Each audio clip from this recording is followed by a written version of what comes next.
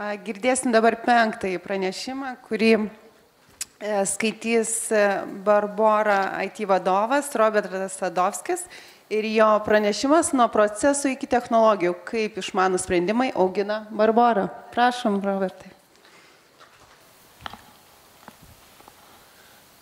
Tai sveiki visi.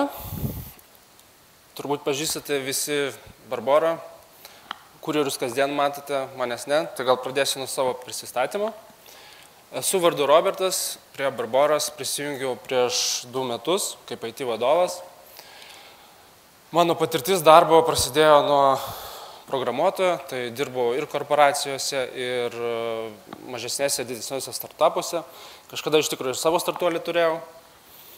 O šiandien norėčiau Jums papasakoti apie tai, kaip Barbora keitėsi, kaip mes technologijas keitėme, architektūrą, procesus ir kam mums reikėjo iš 20 žmonių IT išaugti iki 70.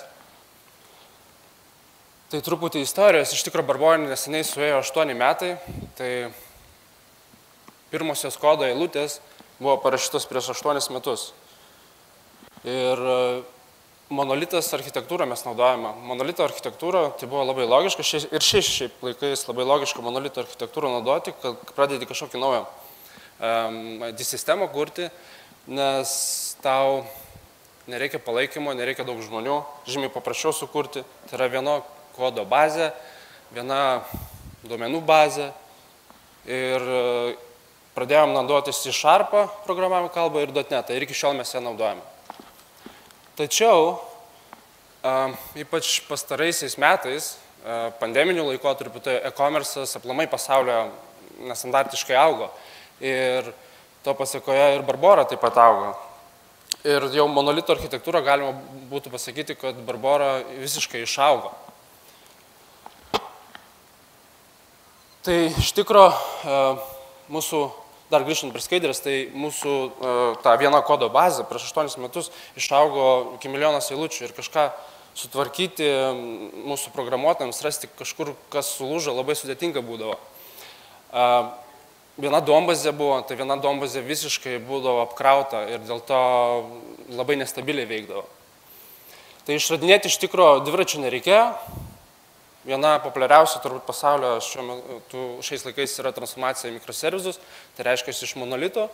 Mes išdaliname tam tikrus pagrindinius funkcionalumus ir skaidome į aplikacijas mažesnės, tai vadinamas mikroservisais, kurie turi atskiras duomenų bazės, visiškai nepriklausomai vienas nuo kito ir atskiras programavimo kalbas netgi galima naudoti, jeigu yra poreikis tam. Taigi, pasirinkome transformaciją mikroservisus. Kaip tai padaryti? Iš tikrųjų, tai populiaresni būdai yra 2. Tai pirmas, kurios mes svarstėme, tai visiškas perrašymas. Tai reiškia, kad mes visiškai, ar viena komanda, ar kelios komandos dirba ir palaiko mūsų monolitą visą, o kita komanda ar kiti kolegos perrašina visiškai nuo nulio naują sistemą į mikroservisus. Bet tai verslas stagnuoja, nes jeigu naują funkcionalumą kažkokį išleisime, tai reikia padaryti ir monolitę, ir mikroservisą. Tai visiškai netiko mums iš verslo pusės, nelogiška buvo. Tad yra kitas, tai yra skaldymas būdas, skaldyk ir valdyk, galima sakyti, tai pasirinkit tam tikrus monolito gabalus, funkcionalumus pagrindinius ir juos skaidai į mikroservisus. Tai tuo tarpu visos komandos dirba prie tos transformacijos ir gali netgi naują funkcionalumą, kurį gaunam poreikį iš verslo, mes jau į naują mikroservisą keliam, o ne dubliuojam tą darbą. Tai pasirinkome šitą skaldymą. O skaldimo procesas, tai pavyzdys yra, ekranuose matosi, tai mokėjimo pavyzdys, tai mokėjimo mikroservisas, kuris apima visus būdus Barboros apmokėjimo. Tai procesas buvo toks, kad komanda atsakinga už tą transformaciją pasiema, išanalizuoja visą monolito funkcionalumą, sukuria mikroservisą, sujungia į monolitų, nes jis turi veikti, ir tada ištestuodami, jeigu viskas tvarkoje veikia, komanda išima iš monolito visą kodą. Tai reiškia, kad su laiku to kodo monolitų ir nebeliks, ir transformacija bus. Ir po to jau prasideda, aišku, savininkystė to mikroserviso komandos ir optimizavimas viso to pačio mikroservizo. Taigi, atsirado mikroservizai, kaip minėjau, monolitas yra žymiai paprastesnis iš architektūrinės pusės, kažką kurti naujo, priežiūros daug nereikalo, o mikroservizai atvirkščiai atsiranda žymiai daugiau technologinių kompetencijų reikalingų, žymiai daugiau komandų palaikyti, ypač tą transformaciją įdaryti. Tai iš vienos komandos mes išaugome iki 5, iš tikrųjų 6 yra, ir augome toliau. Viena iš komandų, šitą Jackhammer, tai yra pavadinimas susijęs su skaldymu. Taigi, kokie privalumai mikroservizų, kai mes juos turime?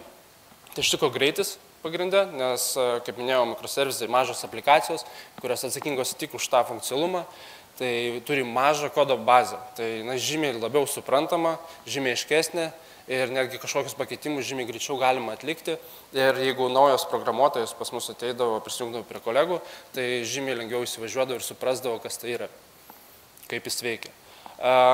Atsirado testavimo galimybės, unit testavimas, tai žymiai kokybiškesnį kodą galima buvo išleisti, užtikrinti. Kitas svarbus dar dalykas tai yra lanksti plėtra. Tai lanksti plėtra infrastruktūros, tai serveriai, tai resursų, jeigu kažkur trūksta kažkokiam tai mikroservizui, kažkokio funkcionalumo daly resursų, serverių, mes galim padidinti tik tai ten, kur jo reikia. Ir tai iš kaštų pusės labai optimalu, nes monolito atveju, jeigu tus resursus nori pakeisti, padidinti, tai tu turi visam monolitui ir tai ganėtinai brangiai išeina. Neperkurtos duomenų bazės, nes kiekvienas mikroservizas turi savo duomenų bazę ir laiko tik tam tikrus duomenis, kurie jam reikalingi, tai jų ir neperkrausi. Tai žymiai stabiliau veikia. Ir visų svarbiausia turbūt tai, kad jeigu šitą architektūrą palaikys ateityje, bet kiek Barbora, jeigu užaugs, ją nereikės kažkokios transformacijos dalykti, o tiesiog autonomiškai net galima padaryti, kad plėstų kartu su verslu ir atlaikytų visą didesnį srautą ar užklausas. Taigi buvo viena komanda, dirbom Waterfall'u. Waterfall'ą tai tiesiog, kad gaunam iš verslo užklausų, projektą kažkokį darome 2-3 mėnesius, paleidžiame ir taip po kito funkcionalumo vėl tą patį darai. Bet atsiradus daugiau komandų, komandos turi bendrauti. Tai 6 komandos jau kompleksika didelio atsiranda. Tai reikėjo sugalvoti kažkokią metodiką, kokią galėtume valdyti žymiai efektyviau komandas. Tai viena iš populiariausių, turbūt visi ir žinote, tai yra Agile'as. Tai Agile'o metodika yra technologinės įmonėse turbūt dažniausiai naudojama. Ir tai yra visa esmė, kad kuo dažniau išleisti į productioną. Tai iteracijom dirbti. Mes dirbame 2 savaičių iteracijom. Siekiamybė gal kažkada tai išleidinėti kasdien. Yra kompanijos, kurios išleidinėja kasdien kažkokius pakeitimus funkcionalumą. Bet iki to dar reikia daugti. Kad prižiūrėti Agile'ą, atsirado naujos pareigybės komandose. Tai viena iš jų produkto owneris, produkto savininkas, kuris atsakingas už tam tikrą mikroservizą arba funkcionalumą, arba produktą.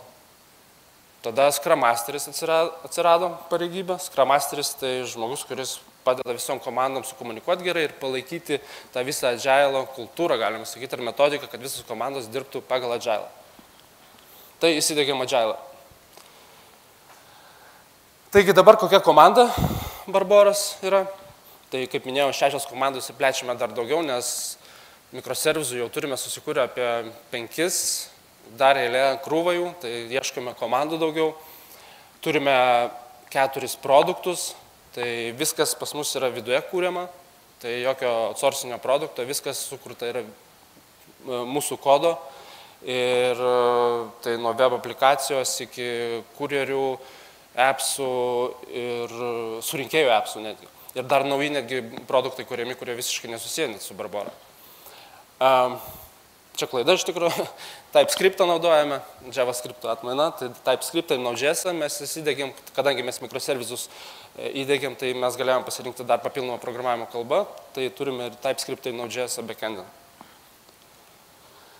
O kas toliau, tai, kaip minėjau, ieškame komandų daugiau, kad pagreitinti mūsų transformaciją viso mikroservizus.